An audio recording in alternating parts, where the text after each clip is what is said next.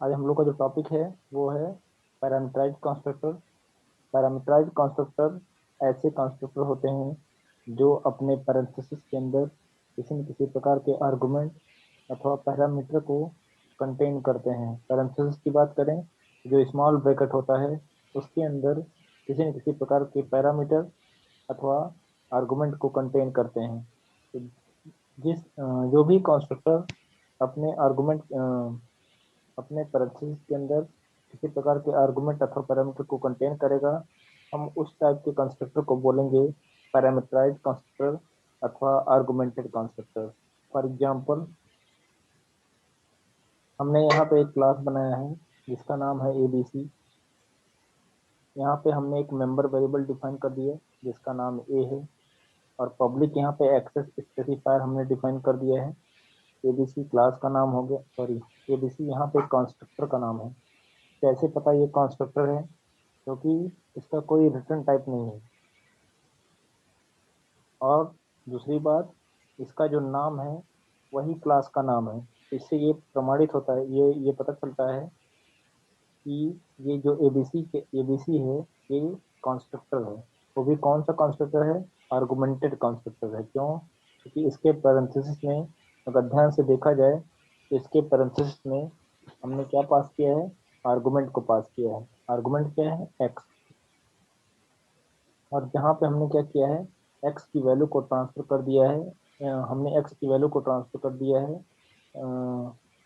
ए को, जो कि मेंबर वेरिएबल है क्लास ए बी सी का। तो यहाँ पे हमने क्या किया है, इसके अंदर एक फंक्शन मेंबर फंक्शन बनाया है जिसका नाम है डिस्प, और इसका रिटर्न टाइप है वाइड। जहाँ पे हमने क्या किया है कि ए की वैल्यू को सी आउट की सहायता से हमने डिस्प्ले कराया है।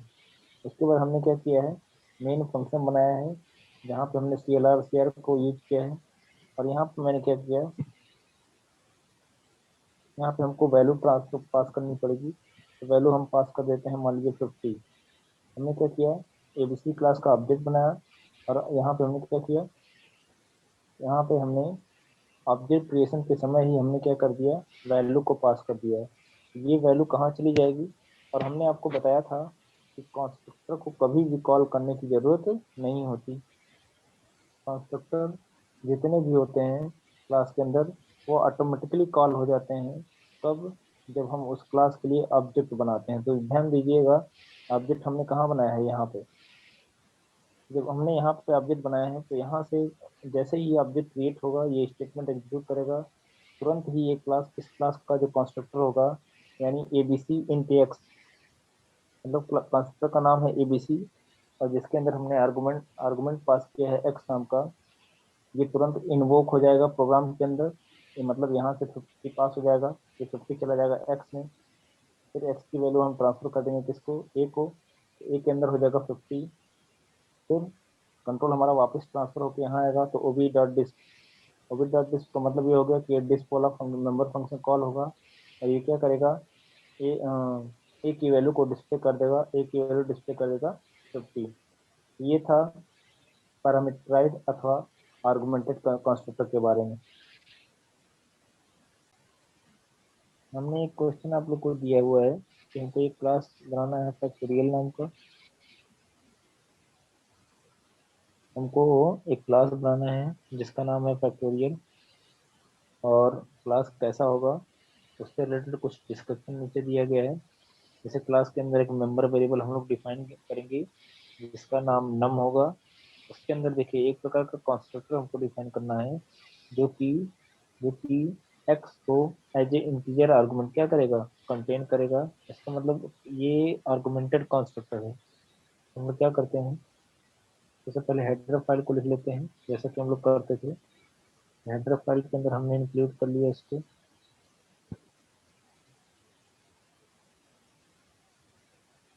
हेडर फाइल को मैंने लिख लिया, क्योंकि क्लास का नाम है फैक्टोरियल, इसलिए हम क्लास का नाम देते हैं फैक्टोरियल। क्लास का नाम मैं दिया फैक्टोरियल। इसके अंदर दो मेंबर होंगे, सॉरी, एक एक एक मेंबर वेरिएबल होगा जिसका नाम इंट नम है। एक क्वेश्चन में कह रखा है, क्वेश्चन में कह रखा है कि एक हमको मेंबर वेरिएबल डिफाइन करना है जो कि नम होगा, और उसका टाइप क्या होगा, इंट। तो यहाँ तक का काम मैंने कर लिया। एक मेंबर वेरिएबल डिफाइन करिए, इसका नाम नम है। अब एक कंस्ट्रक्टर डिफाइन करना है। तो आपको पता होना चाहिए कि कंस्ट्रक्टर जब डिफाइन करेंगे तो जो कंस्ट्रक्टर का नाम होगा, पहले हम पब्लिक कीवर्ड का यूज करके उसको पब्लिक सेक्शन में डिफाइन करेंगे। अब जो कंस्ट्रक्टर का नाम होता है वही क्लास का नाम होता है, तो सिंपली हम वही नाम दे देंगे। अब इसके अंदर एक आर्गुमेंट हमको बनाना है जो कि किस टाइप का होगा, एक्स टाइप का होगा। ये क्वेश्चन में क्या रखा है। और जहाँ पे हम क्या करेंगे, नम को इनिशियलाइज करेंगे किससे, एक्स की वैल्यू से। जो भी एक्स के अंदर वैल्यू जाएगी हम उसको इनिशियलाइज कर देंगे, उसको उस वैल्यू को प्रोवाइड कर देंगे किसको, नम को, ताकि नम इनिशियलाइज हो सके। अब इसके अंदर एक फंक्शन बनाना वाइड कैलकुलेट नाम का।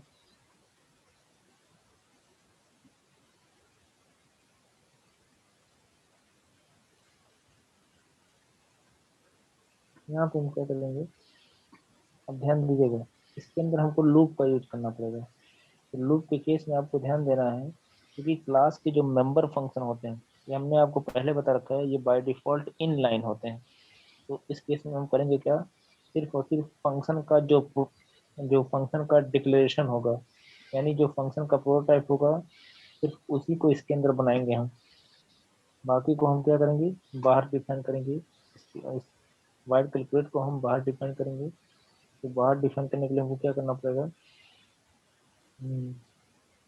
सबसे पहले रिटर्न में टाइप लिखेंगे, रिटर्न टाइप क्या है, वाइड। फिर क्लास का नाम लिखेंगे, क्लास का नाम क्या है, फैक्टोरियल। फिर scope resolution operator.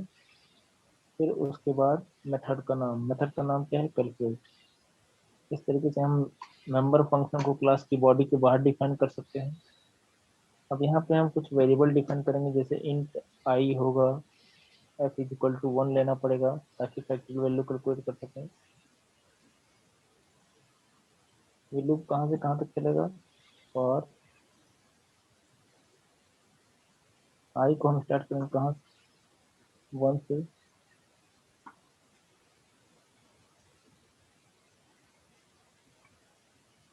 I less or equal to number के।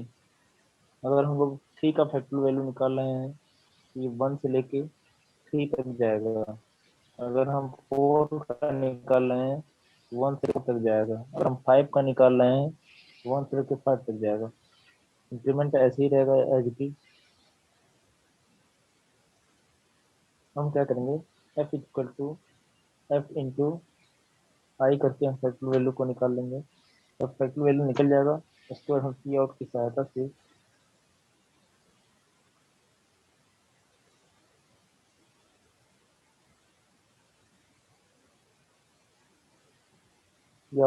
से हम क्या करेंगे, एफ की वैल्यू को डिस्प्ले करा लेंगे।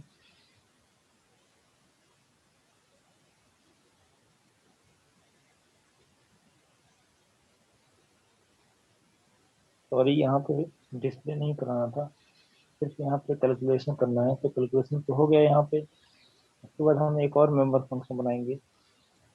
उस मेंबर फंक्शन को मैं यहीं पे डिफाइन कर देता हूँ, राइट डिस्प। क्योंकि डिस्प के फंक्शन के केस में कोई भी, डिस्प फंक्शन के केस में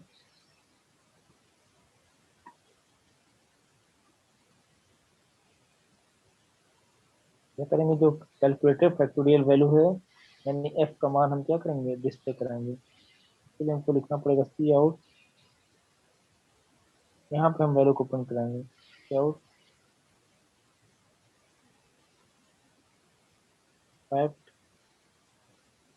factorial value is equal to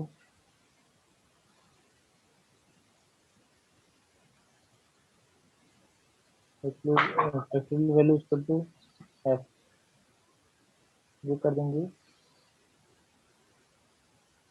और उसके बाद हम क्या करेंगे, सिंपली मेन क्लास बनाएंगे, वाइड मेन। यहाँ पे मैंने यार दे दिया थोड़ा सा रुक जाइए। नंबर देना ही है, नंबर हमको ट्रांसफर करना है। सबसे पहले क्या करते हैं, CLR STR का यूज करेंगे। उसके बाद हम क्या करेंगे, ABC क्लास के लिए हम ऑब्जेक्ट बनाएंगे ABCOB। और यहाँ पे मैंने कोई नंबर दे दिया 5। यहाँ पे कोई नंबर हमने दे दिया 5। अब क्या करेंगे, ABC is equal to, sorry, अब क्या करेंगे, जब इस क्लास के लिए जैसे ही हम ऑब्जेक्ट बनाएंगे OB नाम का, ये जो क्लास होगा फैक्टोरियल नाम का, ये तुरंत ही क्या हो जाएगा, अ, तुरंत ही इन्वोक हो जाएगा। लेकिन ध्यान दीजिएगा, हम किस क्लास का ऑब्जेक्ट बनाने जा रहे हैं, फैक्टोरियल का, तो हम यहाँ पे ABC नहीं लिखेंगे। फैक्टोरियल वैल्यू का जैसे हमने ऑब्जेक्ट बना दिया, हम क्या करेंगे कि जो फैक्टोरियल क्लास के अंदर जितने भी मेथड हैं, चाहे वो कैलकुलेट, सॉरी, क्लास के अंदर जितने भी मेंबर फंक्शन हैं, चाहे वो क्लास के अंदर हो चाहे क्लास की बॉडी से बाहर हो, हमको उनको कॉल करने के लिए एक्सेस करना पड़ेगा। तो एक्सेस करने के लिए हमको ऑब्जेक्ट की जरूरत पड़ेगी। इसलिए मैं लिखता हूँ सबसे पहले OB डॉट, ध्यान रहे कंस्ट्रक्टर को कभी भी कॉल करने की जरूरत नहीं पड़ती। कंस्ट्रक्टर ऑटोमेटिकली कॉल हो जाएंगे कब, जब हम प्रोग्राम ऑटोमेटिकली कॉल हो जाएंगे जब हम उनको ऑब्जेक्ट की सहायता से हम कॉल करेंगे। तो हमने लिख दिया वाइड OB डॉट कैलकुलेट। यहाँ पे हमको कोई आर्गुमेंट नहीं पास करने की जरूरत है, फिर OB डॉट डिस्प्ले कर देंगे।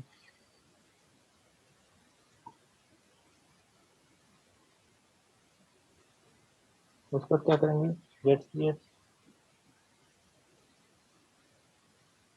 रिटर्न 0।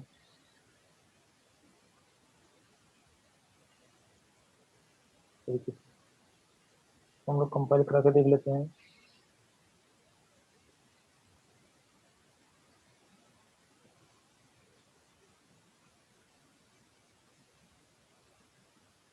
एक बार इसको देख लीजिए फिर से। यहाँ पे टारगेट हमने क्या CH बनाया, प्लस क्लास वेरिएबल है जिसका नाम नम है। ये फैक्टोरियल कंस्ट्रक्टर है जिसके अंदर हमने एक एक्स नाम का आर्गुमेंट डिफाइन किया है। सर और एक वहीं पे बार हमने क्या फिर किया, से एक्स की वजह से बताइएगा पास की पूरा। वजह से हमने एक फंक्शन को डिक्लेयर किया हुआ है कैलकुलेट नाम का। और यहाँ फंक्शन को मैंने क्या किया, डिफाइन किया है। यहाँ पे थोड़ा ध्यान देने वाली बात यह है कि जो फंक्शन हम लोग डिफाइन कर रहे हैं और जिसको सिर्फ डिक्लेयर कर रहे हैं, दोनों में अंतर क्या है। दोनों में अंतर इस बात का है कि इसको ध्यान से देखिए, जो फंक्शन का टाइप होगा उसकी बॉडी होगी और वो सेमी कॉलन से टर्मिनेट नहीं होगा। ठीक है, तो अब क्योंकि इसकी बॉडी नहीं है, इसलिए इसको सेमी कॉलन से टर्मिनेट कर देंगे। करने के बाद हम इस मेंबर फंक्शन को बाहर डिफाइन किए हैं, देखिए ध्यान से, वाइड फैक्टोरियल, और यहाँ पे मैंने क्या दिया, कैलकुलेट, है ना। इस तरीके से हम इस कैलकुलेट फंक्शन को मैंने क्या किया, क्लास की बॉडी से बाहर हमने स्कोप रिजोल्यूशन ऑपरेटर की सहायता से हमने इस क्लास की बॉडी से बाहर इसको डिफाइन कर दिया। यहाँ पे लूप वगैरह मैंने चलाया है। उसके बाद मैंने क्या किया, मेन फंक्शन बनाया। यहाँ पे फैक्टोरियल के लिए मैंने एक ऑब्जेक्ट बना लिया। फिर ओबी डॉट कैलकुलेट करेंगे तो कैलकुलेट करेगा, ओबी डॉट डिस्प्ले करेंगे तो डिस्प्ले करेगा। तो रन करा के देख लेते हैं। तो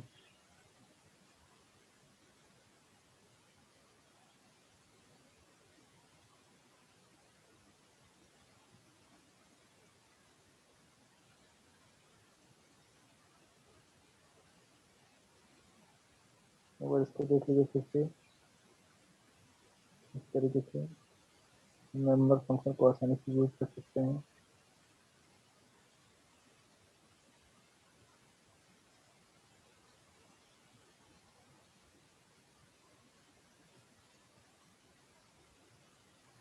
इस तरीके से हम फंक्शन को डिफाइन कर सकते हैं आसानी से।